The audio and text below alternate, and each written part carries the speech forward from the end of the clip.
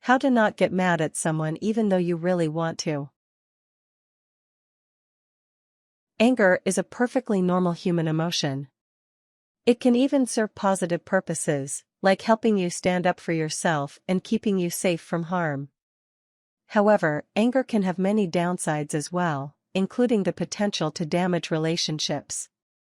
Keeping yourself calm and not getting angry at another person, even if you feel that your anger is justified, may help you maintain better relationships. Method 1: Avoiding displaced anger and resentment. 1. Be mindful of the real source of your annoyance. It can be very easy to become mad at someone needlessly if you have a tendency to displace your anger or your bad mood. Taking your displaced anger out on other people is not a healthy way to manage your emotions or your relationships. To avoid displaced anger, try the following. Ask yourself, what is really bothering me? Then ask yourself, what is the worst thing about that? This will help you pinpoint exactly why you feel bothered. Think about why you feel like you need to redirect your anger. For example, if you feel powerless to address a difficult work situation, you may take your anger out on someone at home. Write down the different things that are causing you to feel negatively or stressed. Try to deal with each stressor or annoyance separately, rather than rolling them together all into one big stressor. Apologize to someone if you have been short with or rude to her through no fault of her own. You might say something like, "I'm really sorry that I snapped at you about dinner. I am a bit overwhelmed at work and I'm having trouble dealing with the stress, but that's not your fault. How can I make it up to you?" 2. Let go of resentments. Holding on to resentments for things that happened in the past is a common reason for feeling mad at someone.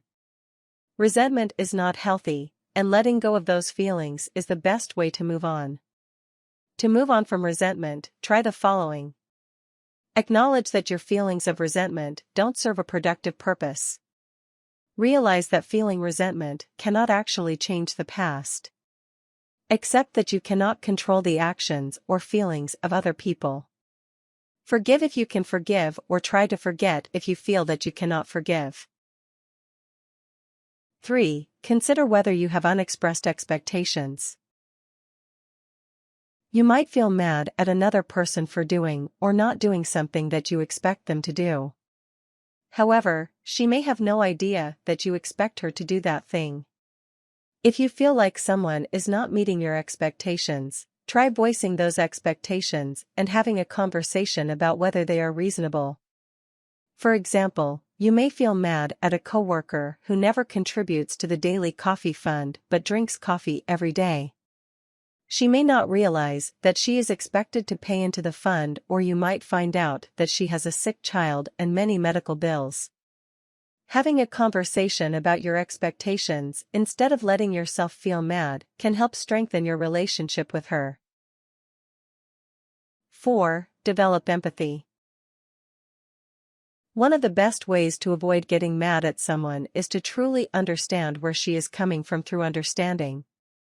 Getting to know someone better and digging deeper into why she may act a certain way can help you feel empathetic towards her. Compassion will usually override feelings of anger or annoyance. 5. Practice gratitude. Particularly if the person you're trying not to be mad at is a loved one, try to picture your life without that person in it. Think about all of the things that she contributes to your life and allow yourself to feel grateful for all that she does. Keeping a gratitude journal is a great way to make a habit of practicing gratitude. 6. Remember to halt before you speak. The acronym HALT stands for hungry, angry, lonely, tired. It is a common recommendation in 12-step programs to tell yourself to halt, stop, and evaluate whether you feel any of those things before you lash out at another person. For example, if your husband gets home late and you feel mad at him, before you express that anger, think about yourself first. Realize if you feel hungry, angry, lonely, or tired and think about whether those factors are influencing your feelings towards your husband. Eat something, relax on the couch for a few minutes, then ask him about why he is late. Method 2. Using assertive communication. 1. Differentiate between ways of communicating. There are 3 primary ways to communicate emotions, particularly anger. They fall into the categories of passive, aggressive, or assertive. Learning to use assertive communication can help you communicate with others in a healthy way. Passive communication involves becoming progressively angry about something without actually dealing with the problem or confronting the situation in any way. Passive behavior can often lead to secret revenge or other negative behaviors, known as passive-aggressive behavior. Aggressive communication involves becoming so angry that you have an outburst that likely seems like an overreaction to the situation from the outside. Aggressive outbursts can also be paired with violence. Assertive communication is a healthy, respectful way to address and confront the person or situation that is causing you to become angry. 2. Emphasize that both parties' needs are important. Part of assertive communication is acknowledging that your needs as well as the needs of the other person, or people, involved are important. This takes the focus off of you and shows that you are appreciative of the needs of others. For example, if you are about to get mad at your husband because he did not pick up dinner on his way home, you could start your conversation by saying, "I know that you have a lot of different responsibilities that weigh on you," acknowledging his needs. Then you could say, "I also have a lot going on, and when you forget to pick up dinner, it messes up the schedule that I had planned." 3. Use respect when communicating. Using please and thank you can go a long way towards seeming respectful of another. Treat the other party with respect, acknowledging that he has a side to the story as well. For example, instead of immediately getting mad at your husband for not picking up dinner, you might say, "Do you have an alternate planned for dinner?" He may have come up with another idea. Even if he did just forget, asking with curiosity about an alternate plan is kinder than immediately demanding, "Where is the dinner you said you would pick up," when he walks in the door. 4. Be clear and specific with requests. Remember to think of any actions you would like the other party to take as requests, not demands. This will help you word your request appropriately. It is important that you are specific and that you do your best to stick to the actual facts. For example, you may say, "I know you just got home, but would you mind going back out for a few minutes to pick up dinner so that we can all eat together at home?" 5. Express your feelings. While you do want to provide factual information, it is okay to include the way that you feel when you are expressing your anger. You can emphasize words like "I feel like" or "it makes me feel," which may help prevent the other party from becoming defensive. For example, you could say, "I feel very frustrated that you did not pick up dinner because it makes me feel like I have to come up with an alternative solution on my own. I feel pressured to make everything perfect all the time, and this is stressing me out." 6. Seek a solution to the problem. Ideally, you and the party to whom you are expressing your feelings can collaborate on a solution to the problem that is making you angry. Unfortunately, you cannot control the actions of others, and you may need to seek a solution on your own. For example, you may ask your husband if he has an idea for providing dinner. You may decide to go out to eat. He could volunteer to go back out and pick something up, or he could give you a break by watching your kids or cleaning up the house while you run out to pick up dinner. Alternatively, he could cook dinner. There are many solutions to this problem, but the important part is coming up with one together that works for everyone. Method 3. Letting go of anger.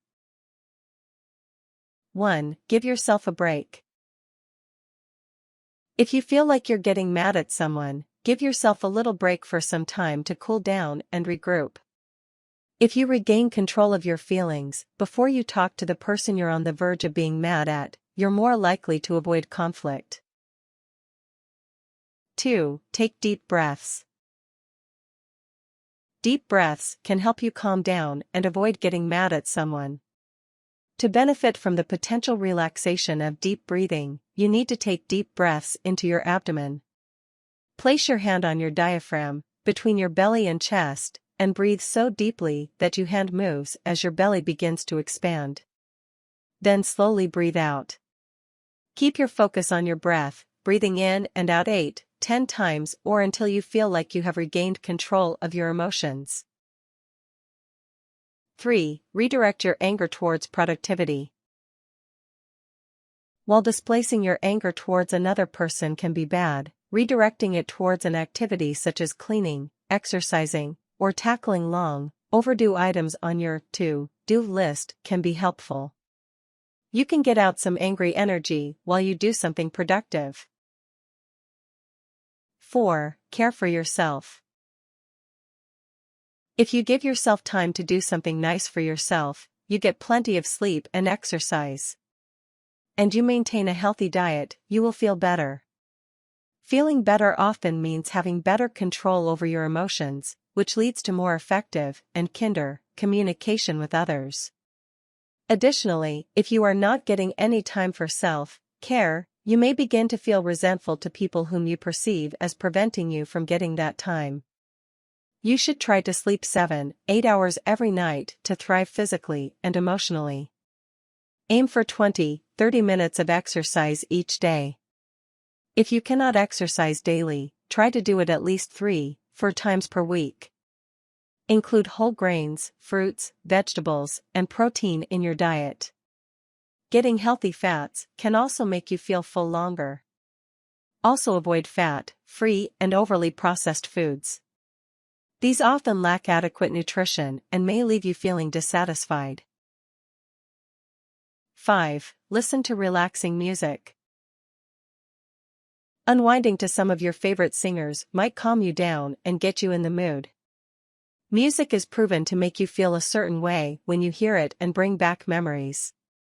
It can calm people who are angry or agitated, even if they're not aware of the source of that agitation. Classical music and jazz are particularly helpful for calming people down, but you have to find what works for you. 6. Turn on your positive thoughts.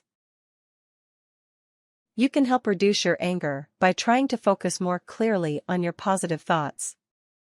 Close your eyes, banish every negative thought that comes your way, and think of at least 3 positive things.